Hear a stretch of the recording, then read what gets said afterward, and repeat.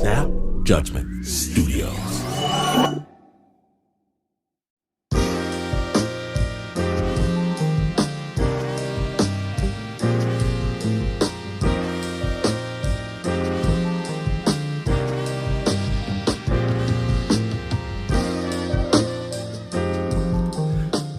There's a podcast that other podcasters often refer to with each other, mostly with wonder and awe.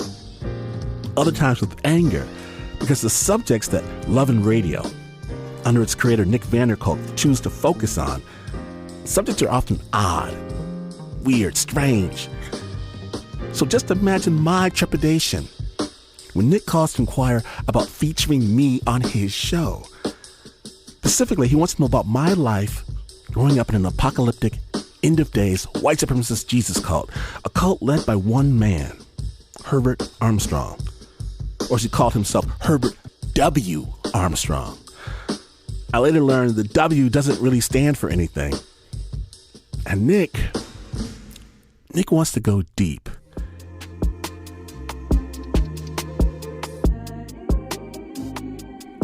And in talking, Nick reminds me that our apostle, this Herbert W. Armstrong, our dear leader, the man who told us he spoke directly to God for God. When I was a child, he intimated that select chosen members of our church would be magicked away to a place of safety while the rest of the world burned under the final war. And make no mistake about it, we believed. We wanted to make it as one of those chosen few, and we also believed that this place of safety for the chosen would most likely be in Petra, wherever that is. As a youngster, I was uncertain. And in recalling all of this rush of memories and emotions, Nick, the dastardly fellow that he is, Nick played the voice, Herbert W. Armstrong's voice, the voice that haunted me since the day I was born. And hearing him again, it resurrected an aspect of my childhood that I spent a lifetime running away from.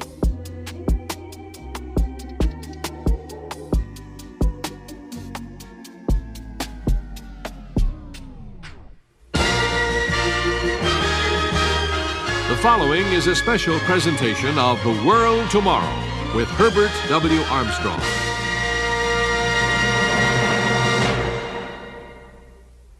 I speak as a voice crying out in the 20th century wilderness of religious confusion, showing what is soon coming on this world. The subject of Armageddon and the end of the world has been appearing in the public press more or less often in the last 25 years. The disciples asked Jesus Christ for a sign of his second coming and the end of the world, and he replied, as you find in Matthew 24 and verse 14, "And this gospel of the kingdom shall be preached in all the world for a witness unto all nations, and then shall the end come." Believe it or not, he was speaking of this very program. Did you ever go to Petra? I've never been to Petra. I've never been to Petra. That was the whole deal. Like, we're definitely going to a place of safety. But I was like, go live in a cave. I don't know. I was thinking like a spaceship or a weather balloon, the moon, something cool. But from what I understand, this is more than just a cave. This is one of the stone archaeological wonders of the world. There's statues and frescoes. I've never been. You got to tell me what it's like. Indiana Jones and the Last Crusade. There's a scene where they go into the temple, where eventually they find the Holy Grail, and that the entrance to that's Petra? Is Petra, yeah. If there's gonna be some like crazy post-apocalyptic Jesus coming down from heaven, it's gotta be in a place like that for sure. The idea was we're going to go live in the caves of Petra for 3.5 years, and then Jesus was going to come back and set things right. It was imminent. Any moment, things are about to be over unless you got your act right. I was a true believer.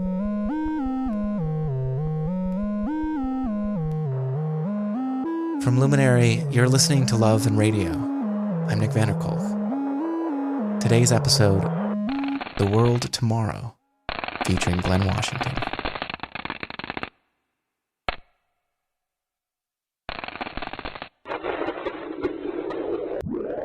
How does a black family end up in a white supremacist doomsday cult? I think a lot of my work in general, a lot of my storytelling is trying to answer that question. How do you get into be in the middle of a white supremacist Jesus cult? They didn't lead with the white supremacy aspect of it. That was something that came out once you got more into the theology. When I was 11 years old, I was sitting in church next to my buddy, and the pastor starts talking about the story of the flood that you don't know, the secret story of the flood. Noah, God tells him he's got to go and make this ark. And Noah starts doing it because Noah's faithful. And then animals start filing in 2 by 2. Cool. People are still partying, being sinful. Noah gets in the ark with his wife and his 3 kids. The rains come down for 40 days and 40 nights. The ship sails for a year. And finally, it stops, and the world is clean and it's new. It's free of sin. All this sin has been washed away by this flood that was sent by the Lord. And then Noah gets out, and he's so happy. He's so happy. He does a dance of joy to the Lord and finally falls down exhausted. And when he falls down exhausted, brethren, that's when the bad thing happens.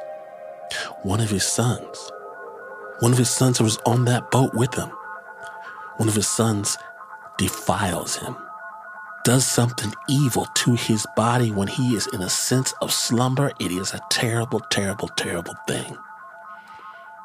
And when the Lord found out about it, when Noah woke up, the Lord cursed that son, cursed him.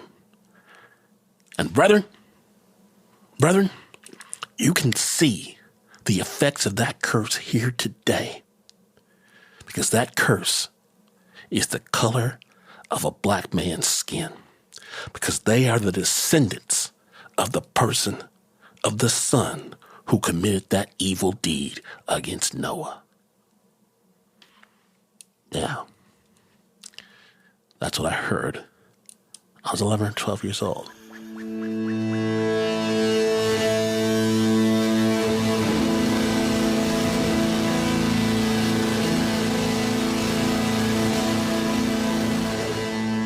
What the hell's going through your mind when you hear that?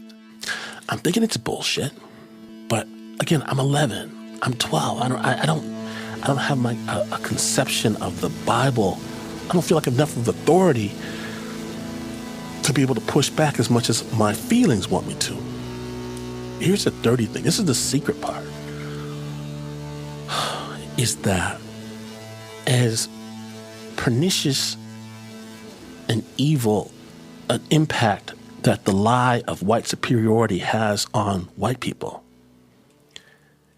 it has an even more dire impact on black people, because black people believe it too. And that was the case. That was the organization. A lot of the black people would believe something like that. And they would pass on that sense of inferiority on to the next generation.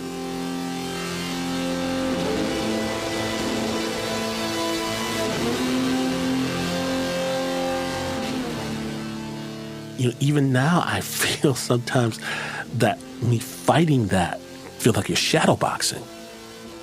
On one hand, I grew up with these people. I grew up in a very crazed, religious, mostly white community. And so nothing like that to put a lie to any idea of white superiority of any type. It was complete madness. But these ideas. It's deeply baked into the American psyche. And this is just one manifestation of it. I think that I grew up in an extreme manifestation of it. But again, the dirty little secret is that as much as whites believe white superiority, a lot of blacks believe it too. The theology is like this. I mean, it's crazy. This is going to be hard for even come out of my head. The head of the church, this guy, Herbert W. Armstrong, there's a passage in Genesis about Noah. The Lord calls Noah perfect in his generations. And what that means has been argued by a lot of different people for a lot of different ways. But what the head of our church said that meant was that he was the holder of a pure white genetic lineage. And this pure white genetic lineage. Okay, so this is what this. I'm gonna do the best I can because it doesn't make a lot of sense. It didn't make any sense to me then. It doesn't make any sense to me now.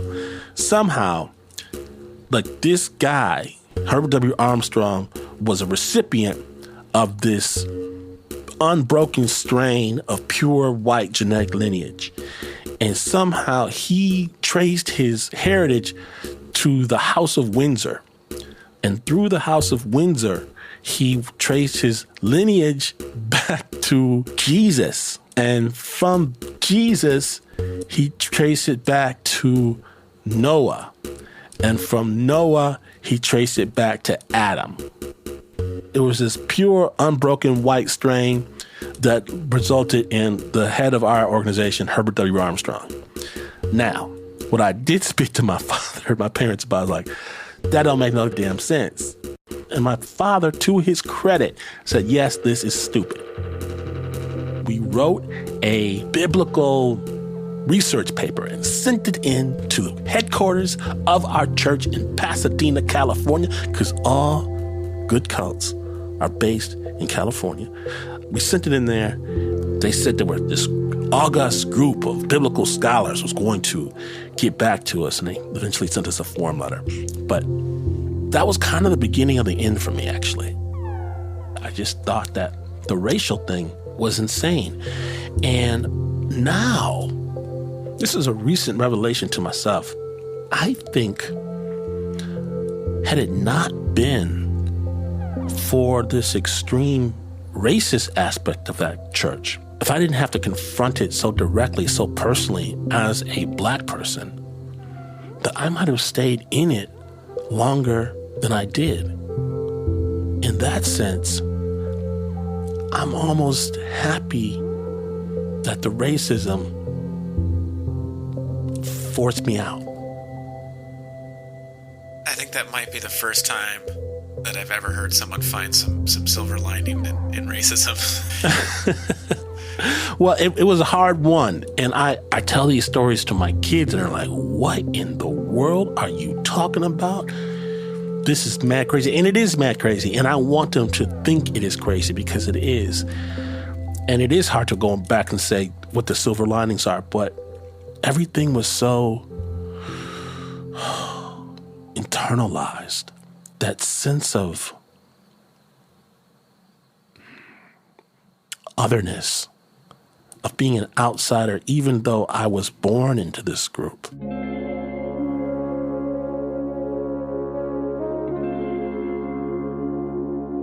Beyond the sort of the theology of it, how did the white supremacy or racism manifest itself? Were interracial relationships allowed within the group?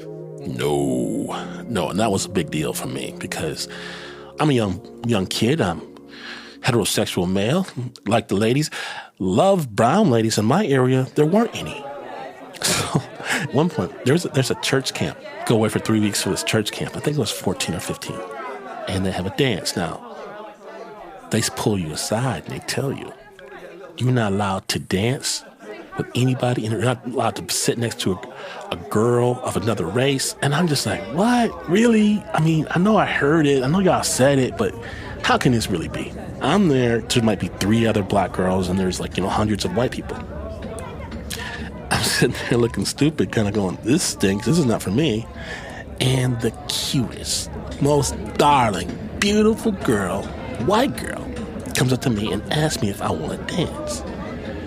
I thought, well, it's kind of dark, and if I kind of bend down a little bit and we get right in the middle of the group, maybe I can pull this off, which I try, and no, I do not pull this off. It takes all of about 15 seconds before I get a tap on the shoulder, and I get called to the back room, the office, and get the scolding of how I'm out there defiling this white girl, and I should know better, and it's wrong, and then you could call my parents and all this kind of stuff. I was like, oh, I'm sorry. It was dark. I didn't know exactly who was who and what was what.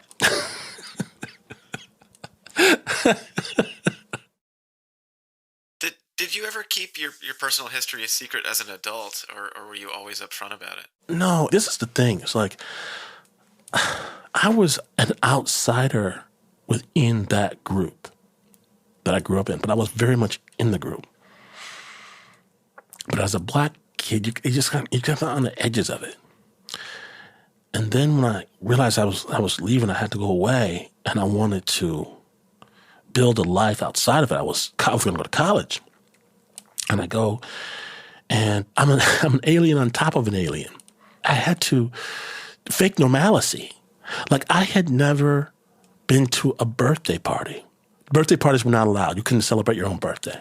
And I didn't know what to do when all of a sudden people threw me a surprise party. I was petrified, confused, afraid. What is happening? All the things that people take for granted in the United States, the prom, the, homecoming, all that stuff. I didn't have any history of that. I didn't know any of that stuff.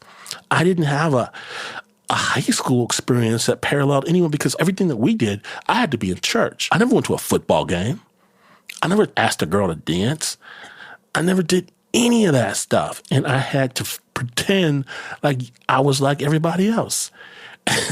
I wanted all that to be the biggest secret ever. I do not lead with "how you doing, darling?" I grew up in a cult, so I'm not sure how this step goes or what this dance is or what to say. It was almost like I was a middle schooler trying to pretend like he's a high school senior. Do you think there's any other secret that's had a bigger impact on your life? Yeah.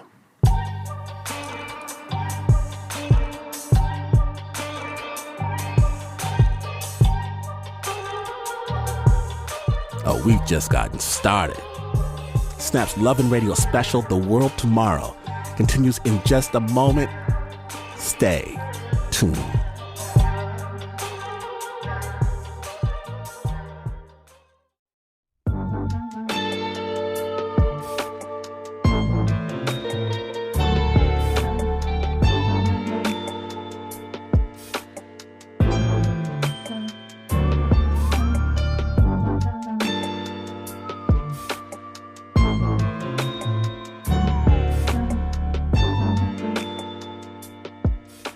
Welcome back to Snap Judgment, the World Tomorrow episode. Yours truly, deep in conversation with Nick Vander Kolk from the podcast Love and Radio. We're talking about my time growing up in the Worldwide Church of God cult. Please note, this piece does contain graphic elements. Snap Judgment.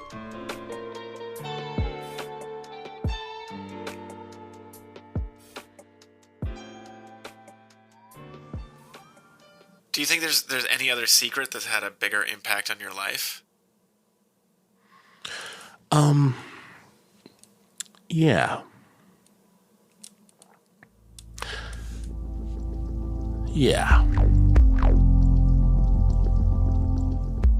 The thing that kind of drove my family, that just shaped all of our histories. When I was 3 years old, we're at my grandmother's house. One of my uncles got into an altercation with another one of my uncles over treating my grandmother properly or something of this nature. And one of my uncles had a gun, told his brother to back off, told it to him again. His brother screaming at him, come on, do it. do it. You got the gun, do it. I believe I'm under the table and one uncle shoots the other uncle and kills him. So my earliest memory is that. My second earliest memory is of my grandmother holding my hand, saying, "It's going to be okay, baby. It's going to be okay. It's going to be okay. It's going to be okay, baby. It's going to be okay." As tears are streaming down her face. Even as a little kid, you know, when your grandma was crying, that it's going to be okay, that nothing's ever going to be okay. That incident in my grandmother's back room, that incident shaped everything.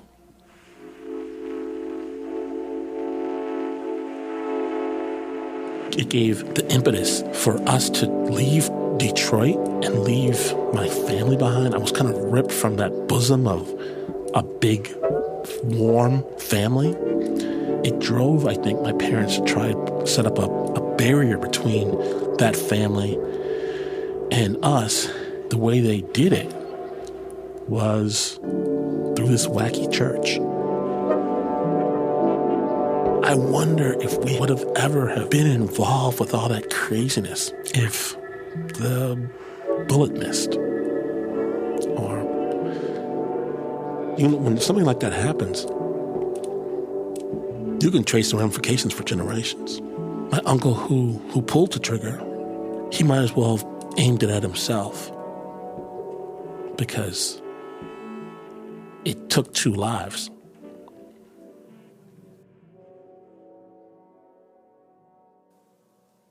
What I remember though most is like the sense of having to all of a sudden walk around eggshells around my grandmother. The sense to see the light go away. My grandmother was a lively, spirited, cantankerous person, and to see her suddenly shrunken was just weird and hard. And as a kid, you don't have the vocabulary to understand what's going on when that kind of thing goes on. It was ever present in all of our lives. It made me think of my own, like, what would it take for me to do that to my own brother? How can anyone ever get to that point? I'm mad at him, but can I ever do that? You question every single interaction under a new filter when that happens within your own family. Do I have it in me? Is this something I could do? Is this a rage thing in me? You know, when you see that in your family, it feels like there is nothing you can do to prepare for it. I'm really mad right now. Am I that mad? Am I out of control? Could I do something to somebody? Is this in me in this way?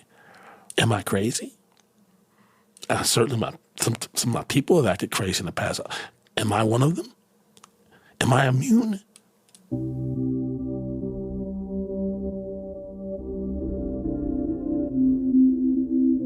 I'm stunned.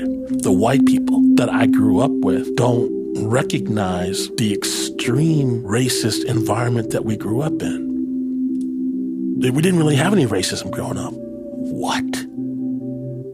What? We created books of white supremacist theology that are in fact used by Klan groups that came from our organization. A few years ago, we had a reunion of our youth group that I grew up with in church. I didn't want to go. And everyone's like, okay, Mr. Storyteller, you don't want to go. This is a story. And what are you talking about? You're not going to go. So I was like, all right, give me a little plane ticket. I fly back to Michigan, get in the rental car, go up to the little hall. It's like somewhere outside of Lansing. It's middle of winter. It's cold. It's this VFW hall. And I get there and I'm standing outside and I don't really want to go in. I'm like, oh, Lord, I do not want to go in here. I do not want to see these people. I do not want to do it. And I go in. I hear this, Glynn! Like I was Norm from Cheers. The hug and the kiss and it's been a long time. This is a group of people, we've been through a war together. And it was so amazing seeing everybody, so amazing seeing these people I grew up with. At one point we go to sit down, and the woman next to me, she's, we're going to have our little cream corn and mashed potatoes and our little chicken dinner, whatever it's going to be. And the woman next to me, she lifts a glass to me and she said, can you believe we grew up in that cult? I was lifting my glass to toast her. And the woman directly across from us, she says, what cult? And the divide there was just like, we were like, are you serious? She's going to say, are you serious? It was just such an odd thing. Later I get up and I'm walking around, I'm talking to people, and I go to one woman who I haven't seen in forever, and we're talking. I knew she was very, very close to a youth minister. I asked her how he's doing. And she looked at me, and I swear to God, it was a millisecond. It was a millisecond. And I knew that relationship was not appropriate. And I just hugged her. And she cried, and she cried, and she cried. I've since found out that over half of the women that I grew up with that were close to me in that organization were abused by someone in that organization as well. And I didn't know that. I never saw that. And it kills me that I was as blind to their pain as I'm saying they were blind to mine. I would, you're just a stupid kid, but. Oh, Glynn. Yeah, it sucks. Truth.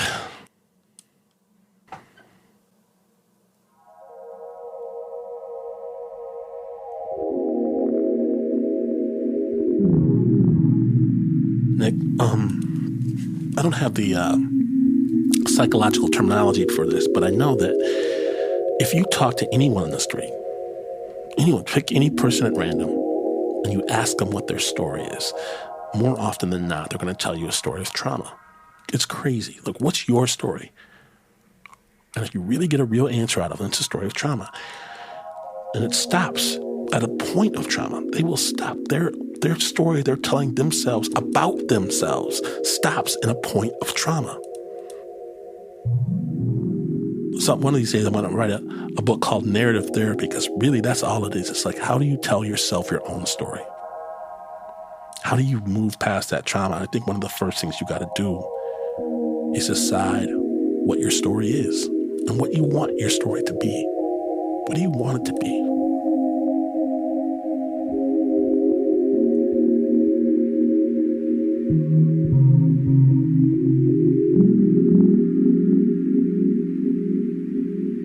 When I did get to like a university setting, it's like everyone goes home for Christmas. I wasn't going home for Christmas. I thought I was just going to stay my behind right there on campus and eat my little canned soup or whatever. One of my buddies, he heard I was going to stay. He's like, oh, no, you're not. You're coming home with me. I was like, okay. And I had my first Christmas. And it's my first Christmas. I didn't realize later on how it might not be the most traditional Christmas of all. It's one of my best friends, still one of my best friends in the world. His family is from India and Pakistan. They're going to have a Christmas curry. And everybody's going to be there. And everybody's going to fight and holler and yell and scream at each other. But everybody loves each other because that's the way they talk to each other. I'm not used to that. And the presents and the pajamas and the Christmas tree, the evil, evil Christmas tree that I grew up with, putting a Ganesha figurine on the Christmas tree. at the top instead of a star. Even now, even today, I still put a Ganesha on my Christmas trees with my kids because I felt that warmth of that household. I'm nobody's Hindu, but it was such a different model of love and appreciation and family and holiday. I still get great joy from it.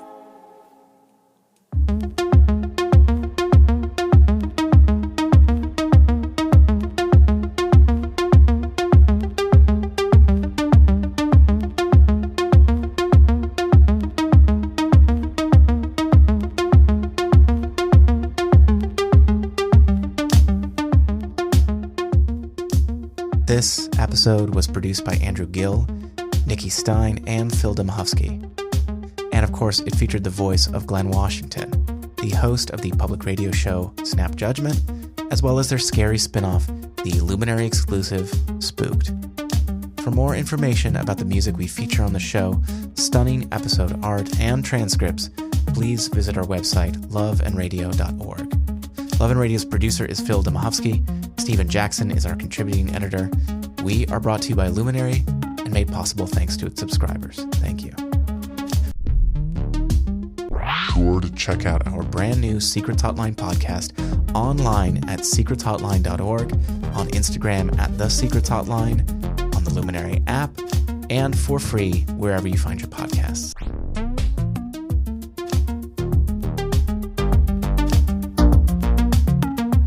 Oh yes, we have gone deep into the cult. When Snap returns, we're going deeper still. Stay tuned.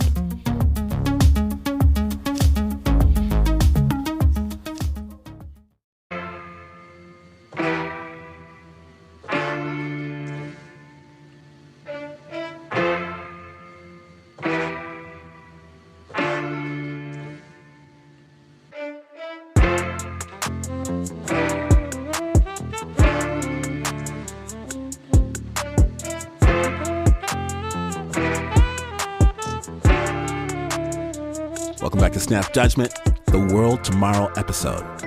My name is Glynn Washington, and I'm here with Nick Vanderkolk from the podcast Love and Radio. Nick, this story that you just did about Herbert W. Armstrong, about myself, about all kinds of things, it takes me back to a place I'm not sure that I wanted to revisit. Why'd you do that?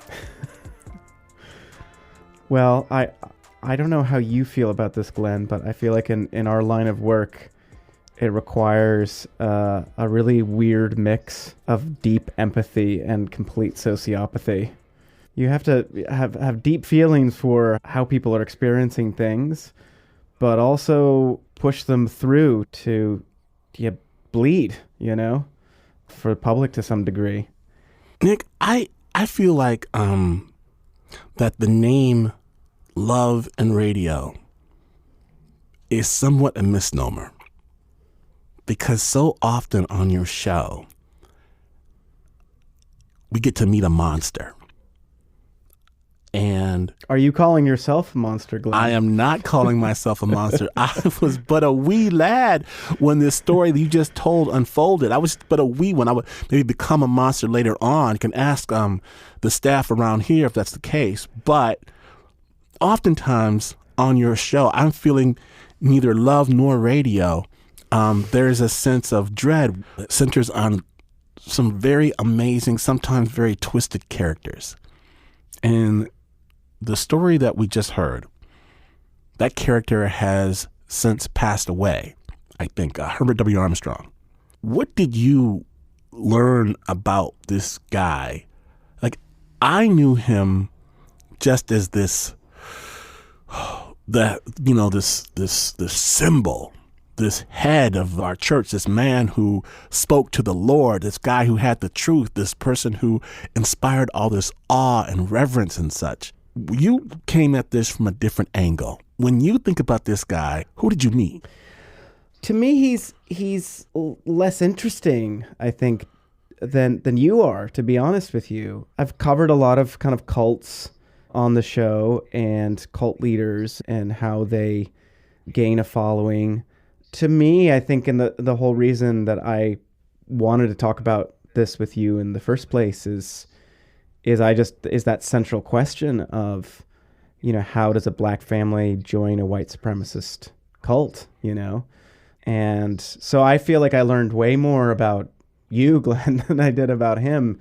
I feel like I got to see a whole new side of you, And I remember, we worked together, Yes, years ago, and you would tell me these stories, and you were telling me stuff in this interview that I had never heard before over many years, and just the trauma that you experienced, the trauma that your fellow congregants experienced, and how multifaceted and varied that is. I mean, I continue to be amazed. I mean, I've been doing this work for the better part of 17 years now, and I just continue to be amazed how much stuff people just are working through, and whether that's you or the other folks who came out of this, everyone's got something that they're dealing with. And so I think I would just push back a little bit on this idea that Love and Radio is that we focus on twisted folks. I don't think that's true. I think I want to see the humanity in everyone. Mm.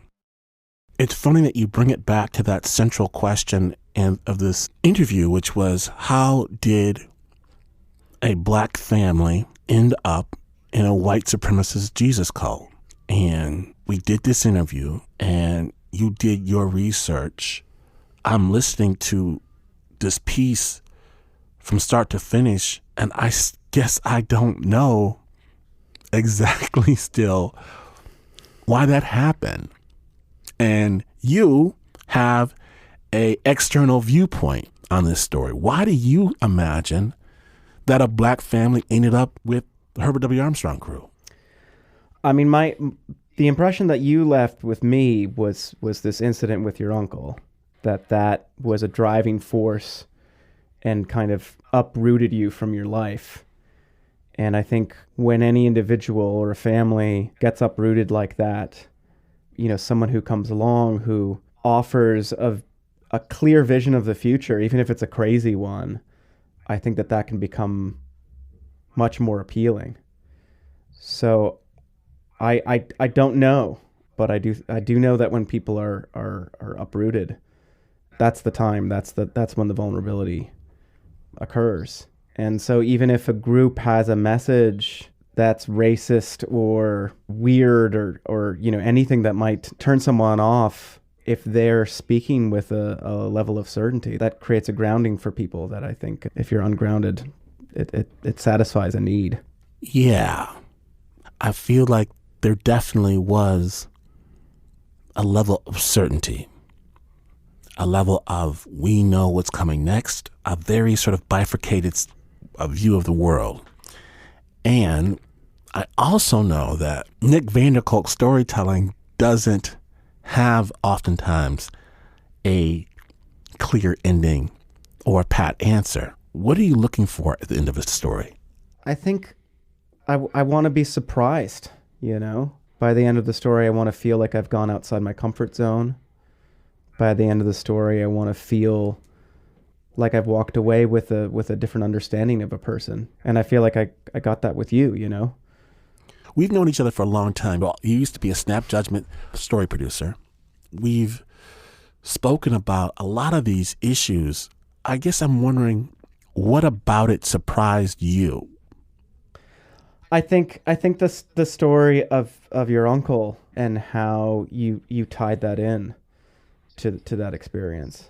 And I think this is hardly surprising, but I was really moved by the level of empathy that you had for folks who experienced a completely different set of messed up reality within the cult, which wasn't racialized, I think I just found that very moving. And I think that's the other thing I look for. I want to be moved, you know. I want to feel something as you do, you know. I do, and I so appreciate you doing this piece, because it's one of those things where I guess I tell you this in therapy, that there's so many things you want to hide from yourself, and maybe taking a good hard look at your own past might help you with some of the things that you're currently dealing with. And I hear that, like, at least I hear that, the words of that, but the practice of it is sometimes difficult. Well, let me ask you this. When did you actually listen to the piece? Because we finished it like more than a year ago. Yeah, I'll tell you the truth. I started to listen to it shortly after it went public on Love and Radio. And when I heard the tape from Herbert W. Armstrong, that voice, I couldn't take it, and I turned it off. The clip that you used is from the show called The World Tomorrow. And that show was such the soundtrack of my youth. And it, just hearing it made me feel trapped and small and insignificant, and that weight came back, and it came back in like 4 seconds, and I'm a grown-ass man, and it came back so hard that I had to turn it off, and I haven't listened to it before this show. I had to go back, Nick, even after giving that interview, and sit down and say, you better listen to the piece, you better listen to the whole thing, and look my own monster, or should I say, hear my monster's voice again. Yeah, and that was hard. And I don't even know why. It's so funny, because the man is dead. He's been dead for some time. And as much as I celebrated that fact, I was still somehow, how in the world could just the voice still have that effect on me? I don't, so it's funny to admit. But I guess I should really thank you. Because just like they say, when you finally face the monster, you feel better. Yeah. I think that there's something about story in general, Nick. You help people look back at their story with a little bit of extra power, empathy. You're holding someone's hand as they relate sometimes some very difficult things that happen to them. And at the end of that experience, they come out, at least I came out, feeling a lot better. Do you do that purposefully? I think that's mostly on instinct, but I do think that, I mean, look, I don't want to sound overly earnest, is not usually my thing here, but I do think that when you can relay a story, you are the one who is shaping it. You are the one who's taking ownership over it. Even though what happened in this organization happened to you, when you turn it into a story, it turns into something that you are the driving force. And I do think that is a powerful act. Now, there's a caveat, of course, which is, you don't want to re-traumatize people. And, it sounds like you experienced that when you were listening to that clip from The World Tomorrow. It was my own fault. I should have just stuck through just a few more seconds, Nick. When you, I should have kept play. At the time I couldn't do it. Yeah. Well, you do it when you're ready for it, and if you need to shut it off, you shut it off. Like, that's how, that's something that I've really tried to cultivate in my audience. Is I'm not holding people's hands. I'm kind of throwing them in the deep end, and that is the nice thing about podcasts, is you can pause it, you can rewind it, you can stop. I think the experience of listening to podcasts, the audience has sort of a sense of control that I think is important as well. So I'm glad you walked away from it as a good experience. I was a little worried after our interview. I'll be honest. It was a good experience, and I appreciate it. I especially appreciate it. And it's like you gave me a document that if I meet someone now, and they're like, why'd you do that, or where'd you come from, or what's wrong with you? Listen to this, and that might give you a clue. Nick, loveandradio.org. Nick Werner Kolk. It's a podcaster's podcaster, the interviewer's interviewer. Love and Radio is going forth into all the universe. Wherever you get your podcast, you can get this one. Nick, thank you for doing this story. It's such a personal artifact that you've given me, and I just really appreciate it. Oh, thank you, man. That means loads to me, because you did all the hard work, honestly. All right. Peace and soul. Thanks, man. Thank you.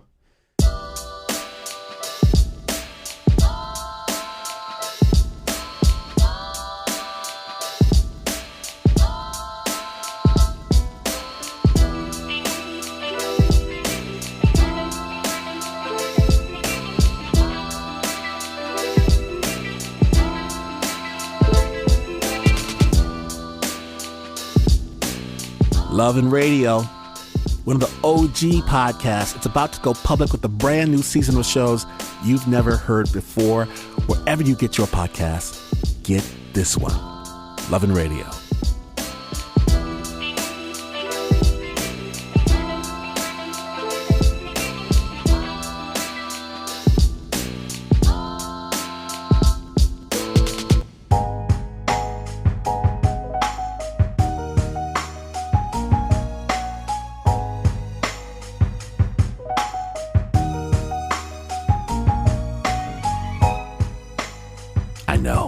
I know. Some of you are thinking, no way. No way. Others of you are thinking, I know, bro. I was in that crazy cult too. Lord have mercy. If you've missed even a moment of today's episode, follow Snap on any podcast platform, Snap Judgment. There are so many more audio journeys where this came from. And if you know anyone considering joining a wacky, apocalyptic, white supremacist cult, send them this episode. They'll tell me on Twitter and then try to sign you up for their group. Yes, you can rock a Snap Judgment t-shirt for the lovers and the storytellers only. Available right now at snapjudgment.org. Snap is brought to you by the team that refuses to join any club whatsoever except for the Uber producer, Mr. Mark Listich. He will gladly accept any flyer you care to offer. Nancy Lopez, Pat Messina-Miller, Anna Sussman, Renzo Gorio, Shayna Sheely, Teo Ducot, Flo Wiley, John Facile, Marissa Dodge, Regina Bediaco, Davey Kim, Bo Walsh, David Exame, and Andy Nguyen.